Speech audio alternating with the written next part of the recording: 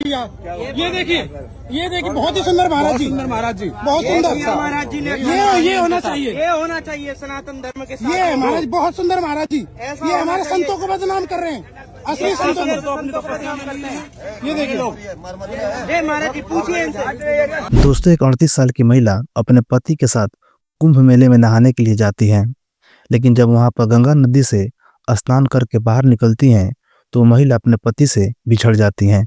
अब दोस्तों, महिला अपने पति को इधर उधर तलाशने की बहुत कोशिश करती हैं, लेकिन दोस्तों उसका पति उसे कहीं भी नहीं मिलता है। तो दोस्तों, महिला ना बहुत समझदारी से काम लेती हैं।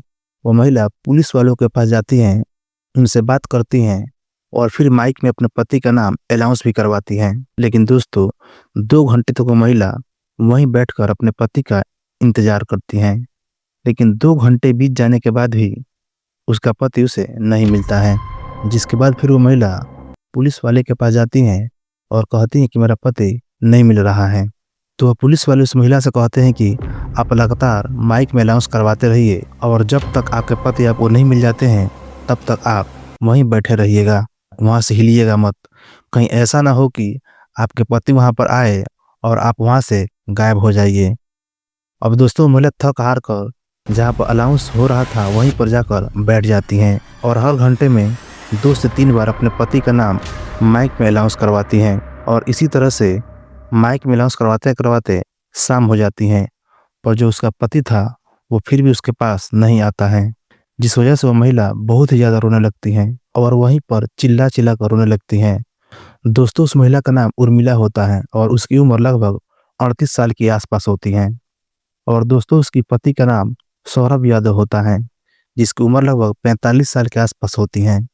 दोस्तों, ये दोनों पति और पत्नी बिहार के दरभंगा जिले के रहने वाले हैं और बड़े शौक से कुंभ मेले में स्नान के लिए आए थे। वो दोनों बड़ी श्रद्धा से आए थे, लेकिन दोस्तों जब शाम होती है और जब उस महिला को उसका पति नहीं मिल पाता है तो दोस्तों महिला फूट फूट कर रोने लगती हैं, क्योंकि दोस्तों उसके पास ना तो पैसे रुपये थे, ना तो उसका मोबाइल था, ना तो कपड़े थे, क्योंकि दोस्तों उसका सारा पैसा, सारा मोबाइल और जो भी कपड़े थे वो सब कुछ उसके पति के पास थे।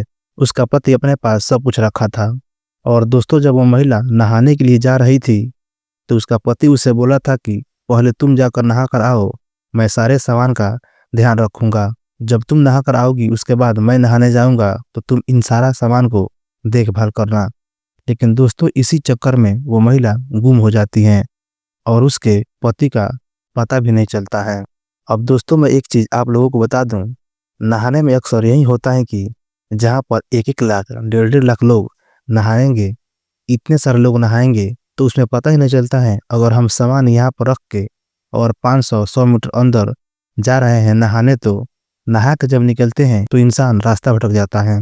हमको किस रास्ते से जाना है, इस रास्ते से उस रास्ते से जाना है, किसी को पता ही नहीं लगता है कि हमारे घर वाले किस तरफ हैं, किस तरफ बैठे हुए हैं। और इसी प्रकार की दिक्कत उस महिला के साथ हुई होती है। जब शाम के 7 बज जाते हैं तो दोस्तों उस महिला को ना बहुत ठंडी लगने लगती है, क्योंकि दोस्तों भीगे हुए कपड़े में ही वो नहा कर निकली थी। तभी से उसका पति उसे लापता हो गया था, उसको मिल ही नहीं रहा था और वो अपने पति को बहुत ढूंढने की कोशिश की थी, लेकिन नहीं मिल रही थी। दोस्तों भीगे हुए कपड़े में बैठकर वो इंतजार करती रही, लेकिन जब शाम के 7 बज जाते हैं तो उसको कोई रास्ता नजर नहीं आता है। तो वो जो महिला थी एक साधु महात्मा के तंबू में जाकर बैठ जाती हैं और दोस्तों वहां पर आग जल रही थी और उस औरत को ठंड भी बहुत ज़्यादा लग रही थी, तो वहीं बैठकर वहां पर आग सेकने लगती हैं।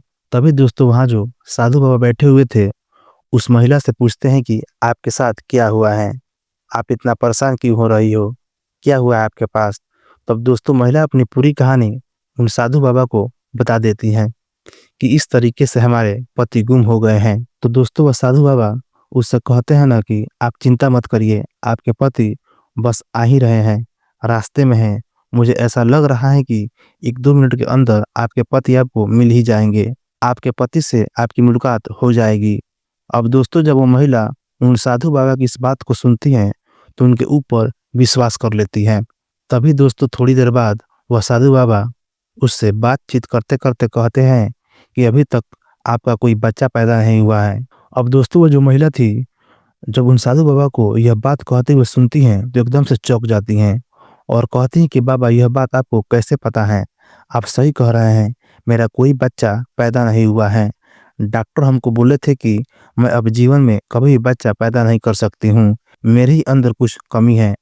तब दोस्तों वह साधु बाबा उस महिला से कहते हैं कि मेरे पास इसका उपाय है, तुम्हारा बच्चा हो जाएगा। अब दोस्तों जब यह बात वो महिला सुनती है जो पढ़ी लिखी नहीं थी, तो उसको खुशी का कोई ठिकाना नहीं होता है। कुछ देर के लिए वो भूल जाती है कि वो कुंभ मेले में आई है और उसका पति इस मेले में खो गया है। अब दोस्तों वो महिला हाथ जोड़कर उन साधु बाबा के पैरों में गिर जाती है और उनसे कहती है कि बाबा, मैं बच्चे के लिए बहुत तड़प चुकी हूँ, बहुत तड़प रही हूँ। हमारे गांव के एक साधु बाबा बोले थे कि कुंभ मेला लगा हुआ है, जाकर स्नान कर लो, शायद तुम्हारी जो दुख है, तुम्हारी जो इच्छाएं हैं वो पूरी हो जाएगी। इसलिए मैं अपने पति को लेकर यहाँ पर आई थी, लेकिन यहाँ आने के बाद मुझे आपसे मुलाकात हो जाएगी, यह तो मुझे पता ही नहीं था। और आप मेरे बारे में किस तरीके से सब कुछ अचानक से जान जाएंगे, यह भी मैं कभी नहीं सोची थी। दोस्तों महिला ना हाथ जोड़कर उन साधु बाबा से कहने लगती हैं कि बाबा, बताइए मुझे बच्चा पैदा करने के लिए क्या करना पड़ेगा। तब दोस्तों वो साधु बाबा उसको एक सेब खाने के लिए देते हैं और उनसे कहते हैं कि ये सेब खा लो और यहीं पर लेट जाओ, कुछ देर में सब कुछ ठीक हो जाएगा। अब दोस्तों महिला जो थी वो ज़्यादा पढ़ी लिखी नहीं थी, ज़्यादा जानकार भी नहीं थी, और महिला उन साधु बाबा के बात को मान जाती हैं और जो सेव देते हैं उसको खा लेती हैं। और जैसे ही वह खाती हैं तो वह बेहोश हो जाती हैं और उसी हालत में उन्हीं के तंबू में सो जाती हैं। अब दोस्तों जब वो महिला सो जाती हैं तो दोस्तों वो साधु बाबा अपने तंबू का दरवाजा जो तिरपाल है उसको बंद करते हैं और फिर उस महिला के साथ ऐसी ऐसी गंदी हरकत करने लगते हैं जिसके बारे में आप लोग सोच भी नहीं सकते हैं। लेकिन दोस्तों उस महिला को 5 घंटे बाद जब थोड़ा सा होश आता है तो दोस्तों वह साधु बाबा फिर से उसको एक और सेब खाने के लिए देते हैं। फिर वो महिला उस सेब को खा लेती हैं। वो महिला फिर से नशे की हालत में चूर हो जाती हैं और उन्हीं के तंबू में पड़ी रहती हैं और वहीं पर सो जाती हैं। अब दोस्तों मैं आपको बता दूं कि जो साधु बाबा थे वो पिछले 3 दिनों से उस महिला को अपने तंबू में रखे हुए थे, उसके साथ गलत गलत व्यवहार कर रहे थे और उस महिला को एक पल के लिए भी ऐसा एहसास भी नहीं हो रहा था कि वह बाबा उसकी मदद नहीं कर रहा है। वह बाबा फल खिलाकर उसको बच्चा पैदा नहीं करवाएगा, बल्कि फल खिलाकर उसके साथ कुछ गलत कर रहा है। लेकिन दोस्तों तभी अचानक वो साधु बाबा किसी काम की वजह से अपने तंबू से बाहर निकलकर कहीं चले जाते हैं। तभी दोस्तों अचानक एक रिपोर्टर की नज़र उस महिला पर पड़ जाती है और जब वो रिपोर्टर उस महिला को उस बाबा के तंबू में सोए हुए देखता है तो उसको शंका हो जाता है कि हो ना हो यह महिला यहाँ बाबा के तंबू में क्यों सोई हुई है।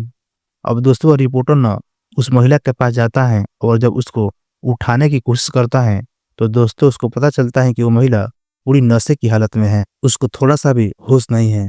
अब दोस्तों वो रिपोर्टर 3-4 पुलिस वालों को तुरंत वहां पर बुला कर लाता है और सारा मामला समझाता है। और पुलिस वाले जब उस महिला को उठाने की कोशिश करते हैं तो वो महिला उठती ही नहीं है। और जब पुलिस वाले उससे पूछताछ करते हैं कि आप यहाँ पर क्या कर रही हो, किसके साथ यहाँ पर सोई हुई हो, तो दोस्तों वो महिला बताती हैं कि हमारे साथ यहाँ पर एक बाबा बैठे हुए थे, उन्हीं के साथ मैं यहाँ पर पूजा पाठ कर रही थी। तब दोस्तों पुलिस वाले उससे पूछते हैं कि वह बाबा कहाँ चले गए जिनके साथ आप यहाँ पर बैठी थी, पूजा पाठ कर रही थी। तब दोस्तों महिला बताती हैं कि अभी तो यहाँ पर मेरे साथ बैठे हुए थे, सोए हुए थे, अभी वह बाहर चले गए हैं। अब दोस्तों मैं आपको बता दूं ना कि वो महिला इतनी भी होश में नहीं थी कि वह बाबा उसके साथ क्या किया है, क्या नहीं किया है, या फिर कितने दिनों से वह बाबा का तंबू में सोई हुई है, उसको इस बात की भनक भी नहीं थी। दोस्तों पुलिस वाले उस महिला को वहां से उठाते हैं और जब अपने साथ ले जाने की कोशिश करते हैं तभी वह महिला पुलिस वाले के साथ जाने से मना कर देती हैं और कहती हैं कि जब तक वह बाबा जी यहाँ पर नहीं आएंगे तब तक मैं यहाँ से हिलने वाली नहीं हूँ। अब दोस्तों पुलिस वाले भी हैरान हो जाते हैं क्योंकि वह लोग सब कुछ समझ चुके थे कि इस महिला के साथ कुछ गलत हो रहा है। नशे की दवाई देकर, नशा वाला पदार्थ खिलाकर उसके साथ गलत गलत व्यवहार किया जा रहा है। अब दोस्तों वहां पर इतना ज़्यादा हंगामा हो जाता है कि आसपास के लोग इकट्ठा हो जाते हैं।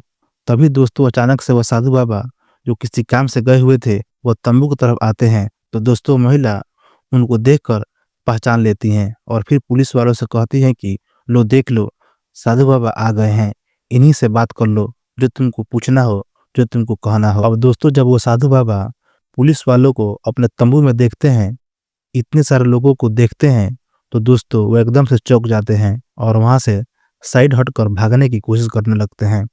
लेकिन दोस्तों जब पुलिस वाले की नज़र उस साधु बाबा पड़ जाती हैं, तो वो दौड़ा कर साधु बाबा को पकड़ लेती हैं और जब उनसे पूछताछ किया जाता है तो दोस्तों कुछ ऐसी घटना के बारे में जानकारी मिलती है, खुलासा होता है जिसके बारे में आप लोग सोचना तो दूर, आप लोग यह मान ही नहीं सकते कि वह बाबा ऐसा भी कर सकता है। दोस्तों पुलिस वाले जब उनसे पूछताछ करते हैं तो वहाँ पर बहुत बड़ा खुलासा होता है। ये जो साधु बाबा थे वह जयपुर के रहने वाले थे और वो कोई साधु बाबा नहीं थे बल्कि एक बहरूपिया थे। और दोस्तों साधु बाबा के भेष बनाकर पैसा कमाने मेले में आए थे। जब पूरे मामले का वहाँ पर खुलासा हो जाता है तो दोस्तों पुलिस वाले और वहाँ की जनता उन साधु बाबा की बहुत ज़्यादा पिटाई कर देती हैं और फिर पुलिस वाले उसको अपने साथ लेकर चले जाते हैं। फिलहाल दोस्तों अभी यह देखना बाकी है कि पुलिस वाले उस ढोंगी बाबा के साथ क्या कार्रवाई करती हैं, उसके ऊपर क्या कार्रवाई होती है, क्योंकि दोस्तों वह तो एक बहरूपिया है और साधु का भेष बनाकर कुंभ मेला में पैसा कमाने के लिए आया है, पैसा झीटने के लिए आया है। दोस्तों इसमें कल की एक और न्यूज है जहां पर 10 साल की बच्ची को एक अघोरी बाबा था बैठा कर अपने साथ रखा था कई हफ्तों से और कह रहा था कि ये बच्ची मेरे पास रहेगी जिंदगी भर के लिए, इसके माता पिता हमको दान करके चले गए हैं।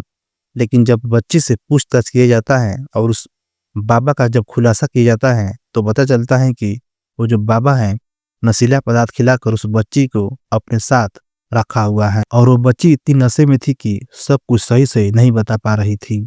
हालांकि जब 4-5 रिपोर्टर उससे बातचीत करने लगते हैं तो बच्ची अपना बयान बदलने लगती हैं, क्योंकि वह जो बच्ची है खुद होश में नहीं थी, इसलिए वह सही से बयान नहीं दे पा रही थी।